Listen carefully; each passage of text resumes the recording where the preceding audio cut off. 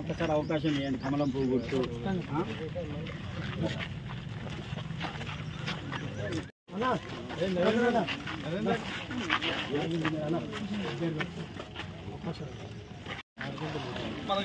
మన దాంట్లో రాబోతున్నాడు చదువుగట్టే సీజే వాళ్ళు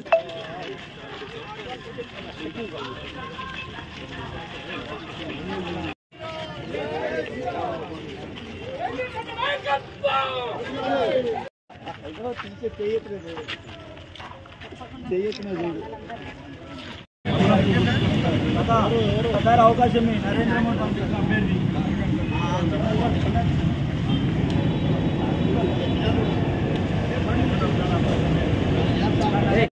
ఢిల్లీలో నరేంద్ర మోడీ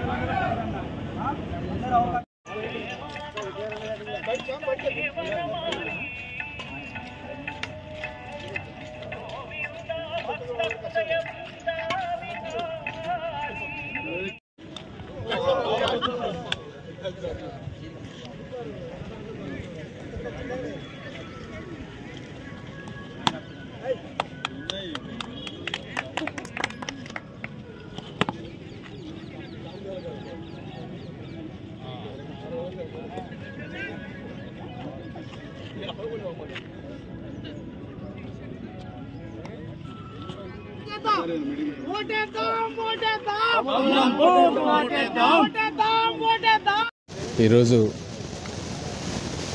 పార్లమెంట్ ఎలక్షన్స్లో ప్రచారంలో భాగంగా మిర్యాలగూడలో గవర్నమెంట్ జూనియర్ కాలేజీలో వాకర్స్ తోటి మాట్లాడటం జరుగుతూ ఉంది. అందరూ కూడా మోడీ గారికి ఓటేస్తాం. ఈ దేశానికి జరిగే ఎన్నిక ఇప్పుడు మనం మోడీ గారికి, కమలం గుర్తుకి, భారతీయ జనతా పార్టీకి ఓటేయకపోతే మనల్ని మనం మోసం చేసుకున్నట్టే చాలామంది అంటా ఉన్నారు.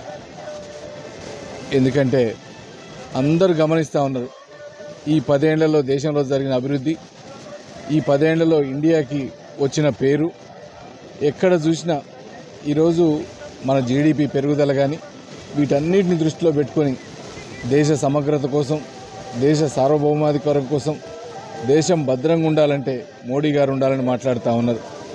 అది కాకుండా లోకల్కి వచ్చేసరికి మొత్తం ప్రియాంక గాంధీ దగ్గర నుంచి అందరి దగ్గరికి తీసుకొచ్చి 6 గ్యారంటీలని 600 అబద్ధాలు చెప్పించి ఏ ఒక్కదాన్ని నిజం చేయకుండా అన్ని అబద్ధాలతో కాలం గడుపుతూ 100 రోజుల్లో చేస్తామన్నారు.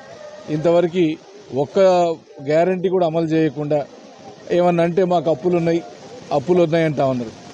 ఒకసారి ప్రభుత్వం మనం ప్రచారానికి వచ్చేటప్పుడు అసలు గవర్నమెంట్ పరిస్థితి ఏంది, దాని అప్పుల చిట్టా ఎంత, రాబడి ఎంత అని తెలుసుకోకుండా అంటే అలవిగాని హామీలు, అలవిగాని అబద్ధాలు చెప్పటం ఇవన్నీ ప్రజలు గమనిస్తూ ఉన్నారు. దానికి తోడు సెంట్రల్ గవర్నమెంట్ నుంచి వచ్చే పథకాలేమో ప్రతి ఒక్కటి ఆన్ టైం.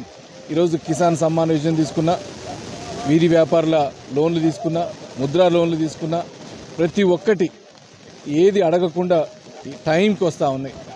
లోకల్లో ఈరోజు కమిషన్ల రాజ్యం అయిపోయింది, పర్సంటేజీల ట్యాక్సుల రాజ్యం అయిపోయింది.